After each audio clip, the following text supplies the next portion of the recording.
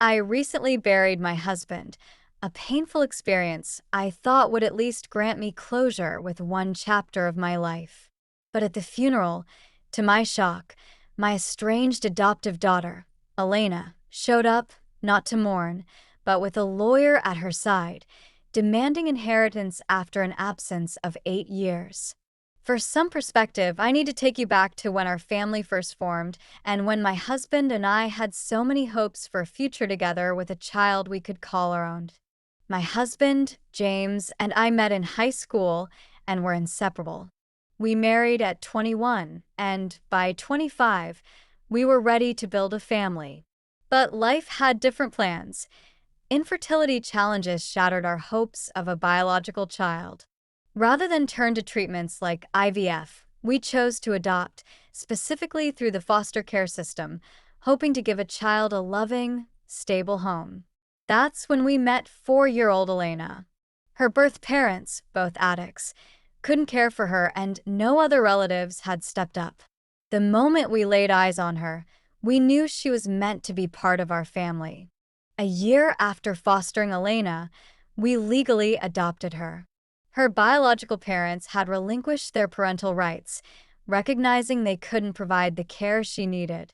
It was a closed adoption, meaning no contact between her and her birth family was allowed, and they respected this agreement for years. We thought of ourselves as her parents, plain and simple. As Elena grew, she brought us boundless joy, though there were challenges.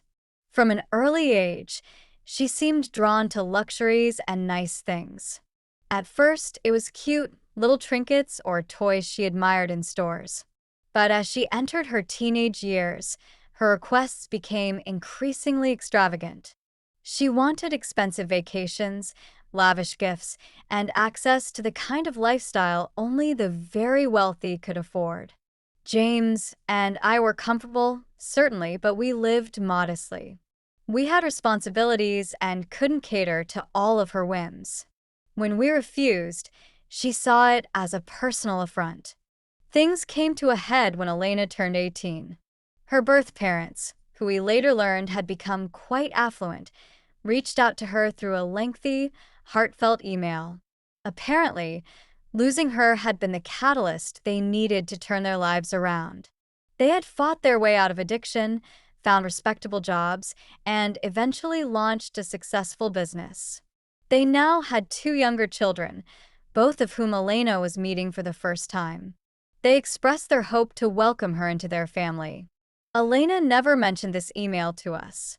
Instead, she secretly met her biological parents, learning more about their lives and wealth. Only after months of lying did she finally tell us. Sitting us down, she revealed that she had been meeting them, felt a connection with them, and had decided to move in with them. She insisted we no longer try to contact her. She wanted to start fresh, to be a part of the life she believed she had missed out on. Her departure shattered us. I'll never forget how it felt to watch her pack up her things and walk out without a second thought. James and I had poured so much love, time, and energy into raising her, and now she discarded us like old memories she no longer needed. We were crushed, but there was nothing we could do. She was legally an adult, and her decision was final. The following years were hard. We eventually learned from old friends of hers that Elena was living the high life, indulging in the kind of luxury we'd never been able to provide. Every time I saw photos of her on social media, flaunting her designer clothes, expensive vacations, and fancy events, it reminded me of everything we couldn't give her and how quickly she left us behind when something better came along. Yet life went on as it always does. James and I leaned on each other, healing slowly. But 3 years ago, James was diagnosed with liver cancer. I watched helplessly as he battled it with all the strength he had. After 2 painful years, he passed away. His death left a hole in my heart that nothing could ever fill. The love of my life, my best friend, was gone. And then the funeral. Surrounded by friends and family, I did my best to keep it together, feeling their support but deeply missing the one person who had been my rock. And just when I thought I could handle no more, Elena showed up. She wore black, with her lawyer beside her, a sight that sent waves of confusion through the mourners. She approached me with a brief nod of respect, but quickly revealed her true purpose. She demanded her share of James's inheritance, as though her connection to him had been anything more than superficial at this point. I was at a loss. At my husband's funeral, she had come, not to mourn, not to offer support, but to seek material gain. When I attempted to delay the conversation, suggesting we speak later, she became loud and insistent. She accused me of trying to keep her inheritance from her, as if she was entitled to anything. I handed her a letter James had written before his death, anticipating this very scenario. In it, he made it clear that every penny and all his property were left to me, and that anyone who hadn't been a part of his life during his illness had no right to demand anything from his estate. Reading the letter, Elena looked stunned. She turned to her lawyer, who appeared equally uncomfortable. She attempted to shift her approach, dissolving into tears and apologizing profusely, saying she regretted her past actions. But I saw through it. Her sudden tears felt forced, as though she was putting on a show.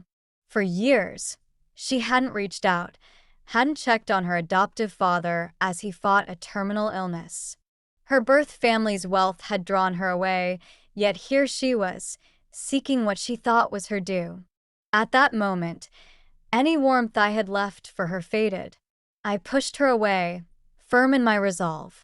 I told her that she was no longer my family. Family wasn't only about blood, it was about the love we shared, and she had abandoned that bond long ago. Stunned and angry, she finally left, and I finished the day drained but resolute. The next day, I received a series of messages from an unknown number, which I later confirmed to be from Elena.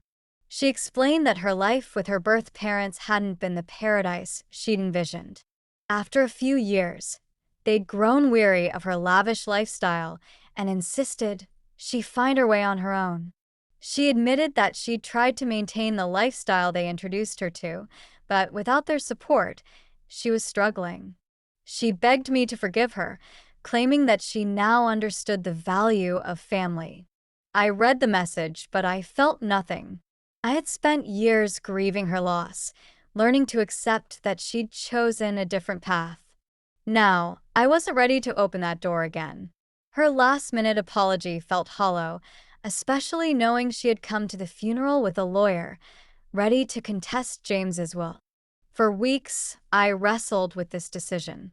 Part of me wanted to forgive her, to offer her a path back into my life. But I couldn't ignore how deeply her betrayal had hurt me and James. She'd never been there for him, not even at the end. I finally sent her a short message, telling her I was not ready to forgive and that I didn't want further contact. Then I blocked her number. Several months passed. Gradually, I settled into a new rhythm. I was still grieving James, but time and the support of friends and family helped me move forward. Despite everything, I sometimes wondered if I'd made the right choice with Elena. But I knew I'd honored James's memory and wishes. 5 months after James's passing, I found myself at peace. I had my work, a supportive community, and the memory of the love I shared with my husband. Elena had chosen her path, and I had chosen mine. Someday, perhaps, we would both find forgiveness. But until then, I had my life to live, and that was enough.